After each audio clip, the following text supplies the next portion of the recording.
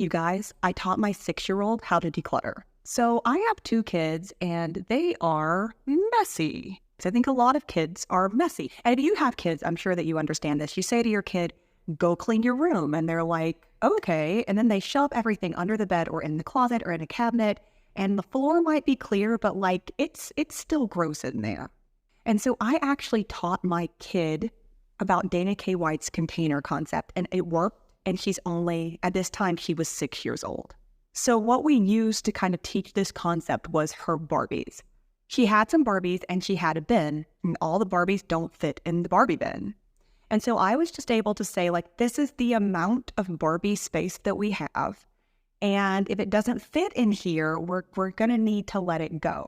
And I'm not saying that if you have this conversation with a child, it will be a magical moment and all will be well forever. But honestly, it didn't take a lot of time to teach her this idea because it didn't feel personal to her. It was just that this is the amount of space that is being given to this type of item, and you currently have more items than fit in the space. Like, it's very visual and logical. She could see it. Like, it literally doesn't fit. And she was able to let some of that stuff go. And it wasn't like me getting rid of things. Now, I'm not above just getting rid of something I know is not in use, because we all know that there are certain things that if you ask about, like, is this precious to you? The child is going to be like, this is the most amazing thing that I have ever seen in all of my existence. And even though I forgot about it for the past 4 years, it is now my most precious possession. And so sometimes if I know something just like realistically isn't getting used, I will go ahead and retire that on my own without overly involving my kids. I mean, in the end, I'm the adult and it's my responsibility to make sure that the house is reasonable. But in this case, she was able to make some good decisions. And we've been able to apply that container concept to other spaces. She has a shelf that I gave her recently. She's now older, she's 7, that contains her art supplies. And that shelf is occasionally, actually often, chaotic, but it is a shelf.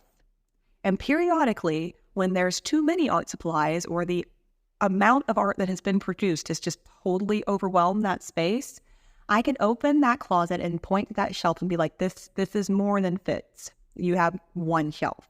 And she will haul everything out and sort through her things, decide what's important to her and what fits in her primary box that goes on that shelf and what doesn't.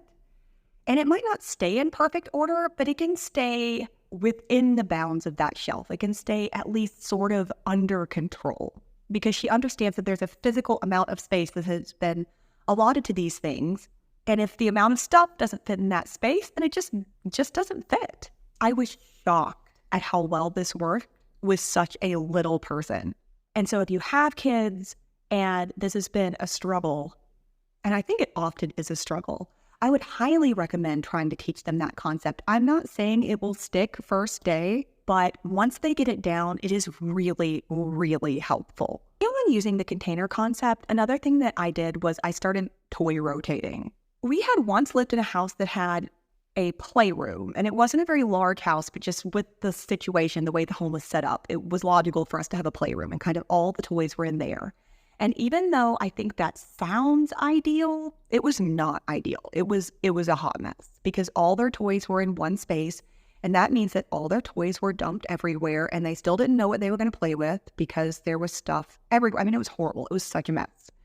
And so I started doing a toy rotation. I got some bins, and when I first started this, I made it too complicated. I tried to take all the toys and like sort them into really specific categories, and I made things hard on myself. And when you make things overly hard to do, what happens is you just don't do them. And so the system kind of broke down, and I ended up later making it much, much simpler.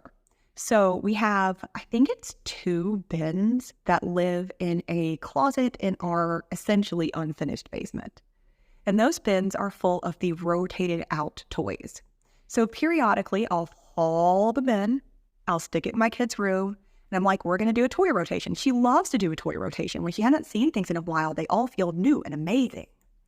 And so she will take the toys out of the bin, and then her job is to refill the bin. And since it's not a complicated organizational system, it's not a big deal for her to refill the bin. She just takes things that she isn't currently playing with as much, and she can choose those things. And her job is to make the bin full. When the bin is full, I put the lid on it, I put it back in the basement, and that amount of toys is out of circulation for however long until we choose to do another toy rotation. It keeps the amount of things in her room maybe not as minimal as I would personally like, but to a place that is reasonably manageable. And I've talked with her about if you have more than you can manage, then we need to let some things go, and that's okay. That's for adults too. If you have more than you can manage, you can make your own life easier by not having more than you can manage. Let some of those things go. For some of the toys that need to be together in a set, where just dumping it into a big bin won't work, I did take those things and put them in smaller containers, and those live in a separate closet that I kind of rotate out. So like Legos and some of our magnetic blocks and some things like that where they kind of have to be together or they don't work. We just kind of get those things out in a one at a time basis. So maybe we don't pull all the building materials out at one time. And that way they can stay sorted by type. And until my kids get a little older, I'm probably going to maintain management of that just so all those pieces don't get lost and we can continue to use those toys effectively. They're also much more exciting when they come out on a rotational basis. Another thing that we did to help her clean her room is I created a system of basically 4 big categories. So if you were a messy kid like I was, you probably remember being told to go clean your room and literally just like shoving everything somewhere. And then you don't even know what's in the big pile of stuff that you shoved somewhere. And so if you want something later, you're not quite sure where it is, and the pile of shoved stuff is kind of gross. And you could open a cabinet and have just stuff fall out. It's not a good system. But I also think for a lot of us, without a lot of practice, we don't on our own magically create these really great systems. And as I said before, anything that's complicated, if it's too hard, we just don't do it. And if that's true for adults, it's certainly going to be true for a kid that's like 7 years old. So we created an organizational system that's essentially 4 types of things. She had a big bin in her closet for large toys, essentially. Most of her large toys are stuffed animals. So it's basically a big stuffed animal bin. I'm saying big, it's not huge, but it's a large enough bin that it holds those things. And so big toys go in the big toy bin. She also has a lot of small toys, like little figurines and things like that. And so small toys go in a separate small toy bin, which is smaller. We have a 3rd bin for dress-up clothes. And then initially we had a 4th bin that were for like really tiny minutia because she likes toys like that, just tiny things. But we've since replaced that 4th system really with a bin for Barbies, and then she also has a bin for books. So it started as 4 places for organization. I think really realistically it's more like 5 now. But the categories have been kept very broad. So if she finds something and it basically meets the size or type criteria of one type of bin, she can put it in there so it's not overwhelming or overly hard to pick things up. And so that's how we use Danny K. White's container concept, along with some other strategies to get my child's room under control. Like I said, it is not perfect, but it really has worked. It's really been reasonably effective. And so if you have a little person and they're struggling with this, which, they probably are, I highly recommend giving some of these things a try. I found that they made a big difference in my home, and they might make a big difference in yours. Thanks so much for watching. Free to leave any comments about any tips you have or things that you think would help other people who have little ones who need to work on keeping their spaces clean. And watch this video next.